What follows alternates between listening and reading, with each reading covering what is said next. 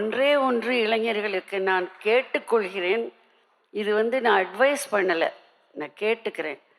இந்த சலங்கையும் கட்டிண்டு அந்த காலையே செருப்பு அணியக்கூடாது.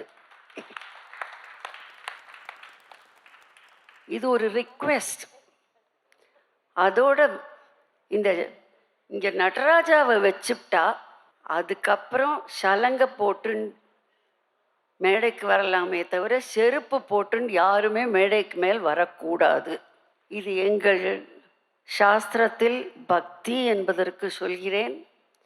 அந்த பக்தி ஒரு நடராஜமூர்த்திக்கோ கிருஷ்ணன் என்ற ஒரு விக்கிரகத்துக்கோ மட்டுமல்ல, ஆடும் அந்த ஸ்தலம் இருக்கிறதே, அந்த ஸ்தலம் கோயிலாக மாறிவிடுகிறது.